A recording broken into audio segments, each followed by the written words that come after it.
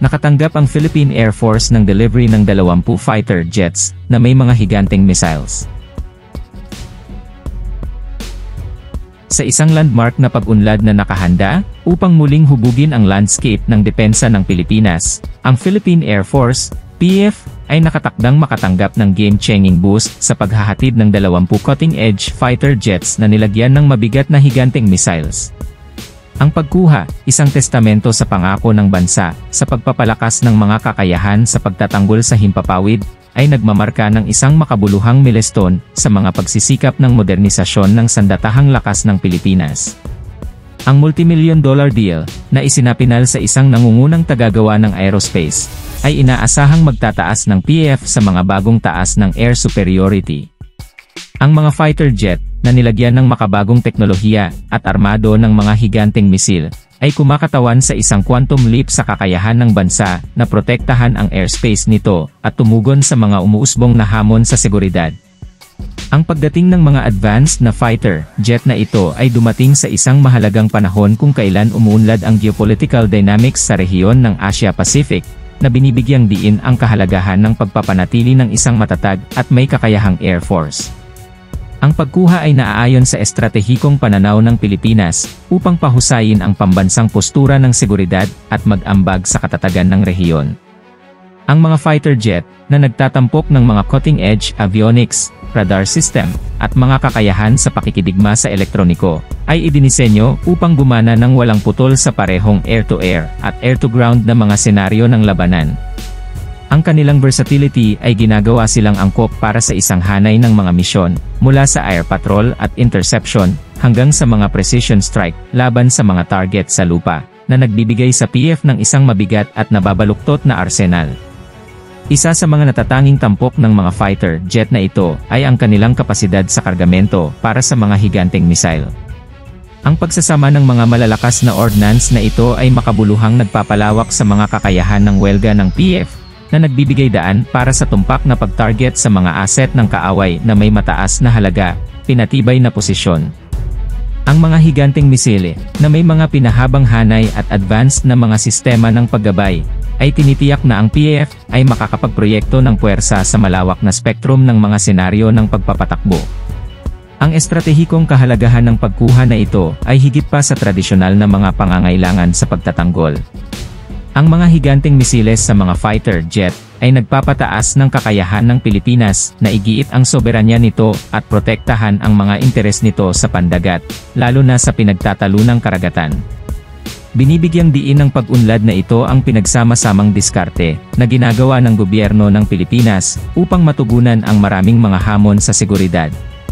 Ang paghahatid ng mga fighter jet na ito ay bahagi ng mas malawak na programa ng modernisasyon na pinasimulan ng gobyerno ng Pilipinas upang bigyan ang sandatahang lakas nito ng makabagong teknolohiya.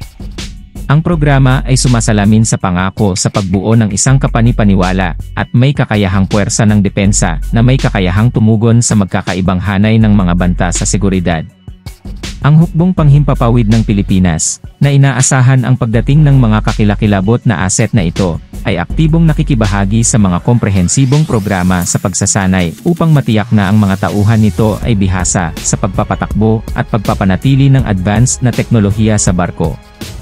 Binibigyang diin ng regimen ng pagsasanay ang pagsasama ng mga fighter jet sa mga umiiral na sistema ng pagtatanggol sa hangin at pakikipagtulungan sa iba pang sangay ng armadong puwersa. Habang naghahanda ang Philippine Air Force na salubungin ang bagong fleet ng mga fighter jet na armado ng mga higanteng missiles, isa sa alang-alang ang estratehikong deployment ng mga asset na ito upang mapakinabangan ang epekto nito sa pambansang seguridad. Ang pagkuha ay kumakatawan hindi lamang sa isang makabuluhang pagpapahusay ng mga kakayahan sa pagtatanggol ng Pilipinas, kundi isang malinaw na mensahe ng pagpigil sa mga potensyal na kalaban sa rehiyon, na nagpapakita ng pangako ng bansa sa pagpapanatili ng kapayapaan at katatagan. Ang pagkuha, isang testamento sa pangako ng gobyerno ng Pilipinas na pahusayin ang mga kakayahan nito sa pagtatanggol, ay hudyat ng isang bagong panahon para sa PF. Ang mga fighter jet, na nakuha mula sa isang nangungunang internasyonal na tagagawa ng aerospace, ay nilagyan ng makabagong teknolohiya at armas, na naglalagay sa Philippine Air Force bilang isang mabigat na presensya sa rehiyon. Ang 20 fighter jet na inaasahang magiging operational sa mga darating na buwan ay ipinagmamalaki ang kombinasyon ng bilis, liksi, at firepower. Ang sasakyang panghimpapawid ay nilagyan ng mga advanced na avionics, radar system, at mga teknolohiya sa komunikasyon na nagbibigay sa PF ng komprehensibo at pinagsama-samang plataporma para sa air defense at mga misyon ng labanan. Isa sa mga pinakakilalang katangian ng mga bagong nakuhang fighter jet na ito ay ang pagsasama ng mga higanteng missile na idinisenyo upang makabuluhang pahusayin ang air-to-air at air-to-ground na mga kakayahan ng Philippine Air Force. Ang mga kakilakilabot na sandata na ito, na may pinahabang hanay at tumaas na mga kapasidad ng kargamento, ay nakahanda na magbigay sa PF ng isang estratehikong kalamangan sa anumang potensyal na senaryo ng salungatan. Ang mga higanteng misiles ay in-engineered upang i-target ang iba't ibang mga banta, mula sa sasakyang panghimpapawid ng kaaway hanggang sa mga pinatibay na posisyon sa lupa.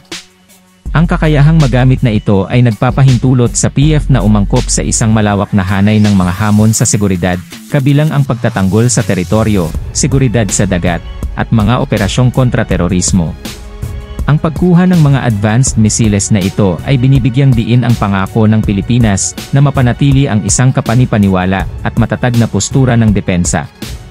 Ang pagpapakilala ng mga fighter jets na ito, na may mga higanteng missiles, ay inaasahang lubos na magpapahusay sa kapasidad ng PF na magsagawa ng air patrols, tumugon sa mga paglabag sa airspace, at protektahan ang soberanya ng bansa. Bukod pa rito, ang kakayahan ng sasakyang panghimpapawid na magsagawa ng mga precision strike gamit ang mga higanteng misiles, ay makakatulong sa pangkalahatang deterrence capability ng Philippine Air Force.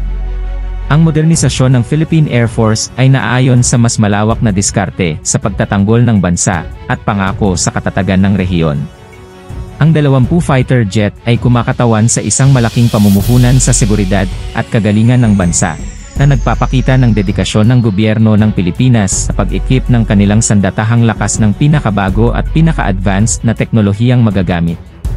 Ang pagdating ng mga fighter jets at giant missiles ay hindi lamang isang makabuluhang pag-unlad para sa militar ng Pilipinas, kundi isang pagpapakita rin ng pangako ng bansa sa pagiging responsableng stakeholder sa rehiyon.